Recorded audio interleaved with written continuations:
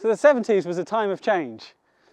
The rally chopper became the rally grifter, and small family hatchbacks became the norm, including the Fiat Strada. Now this 1979 car is pretty much a unicorn, one of just two 75 CLs left. So let's get it on the road and check it out.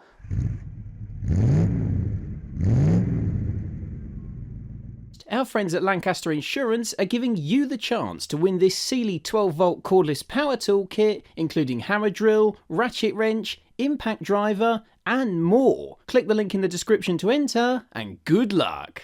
Well, I've got to confess, this is a new one on me. I'm at the wheel of a 1979 first generation Fiat Strada.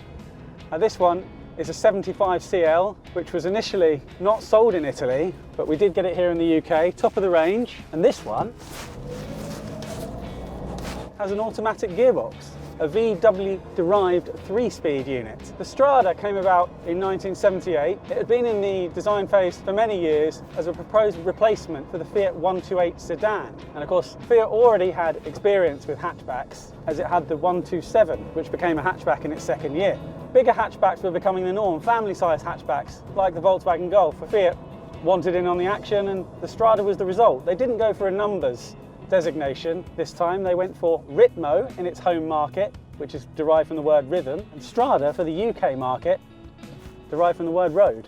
So the car was launched in 1978, and it was runner-up in the European Car of the Year 1979, where it came second to the Simca Chrysler Horizon. Engine sizes ranged from 1.1 to 1.5, and this being the bigger 1.5. Now initially, the Strada sold quite well in the UK, and that's despite its quirky looks. Front bumper with the headlights integrated into the design and an integral grille, and plastic bumpers in 1978 wasn't the norm. Everything had chrome bumpers.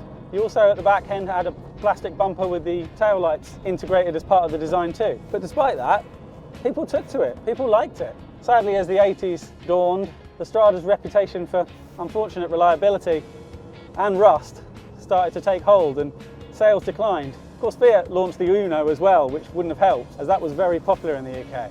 The second generation car was released in 1982, and it was a bit more conventional. Regular bumpers, quad headlamps integrated into the grille. At the back end, the bumper no longer had the tail lights in either.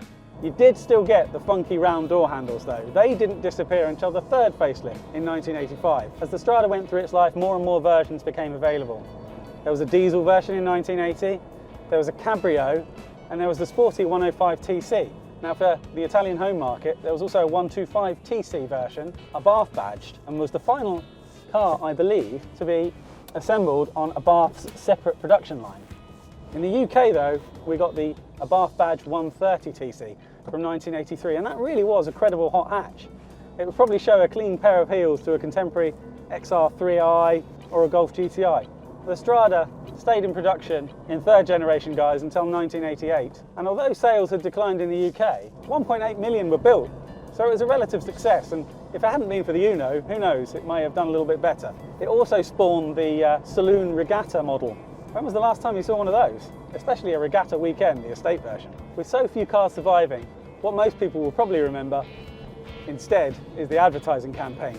These cars were built using an automated robo-gate system which assembled the body and did all the welding, and Fiat made a big thing of this with its advertising campaign, hand-built by robots. So you saw the entire process, pretty much, the beginnings of the body in white, right to the car going around a banked track, and one of them was blue, like this actually. Not sure it was this one. Now, of course, hand-built by robots would probably be seen as a bit of a joke, but back then, it was a big thing. And the robots on this one obviously weren't working on a Friday afternoon, because they've done a really good job. I really like how tight this one feels. The interior's in lovely condition, the bodywork's lovely, and it's got those fantastic wheels.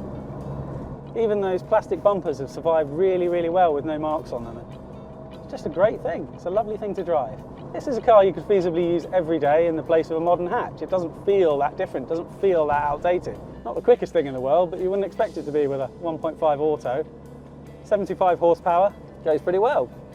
You don't realise that you're in a 42-year-old car, but I'm enjoying it, and it's different. Like I say, when was the last time you saw one? It really is a surprising car, this. For all the poor reputations Fiat's got at the time for rusting away. And we had the 1982 Panda, and in 1984 most of it had disappeared, so perhaps those criticisms have some validity. But that just serves to make this one all the more special. because it survived. You could take this car to the Festival in Unexceptional and I'm sure it would take centre stage.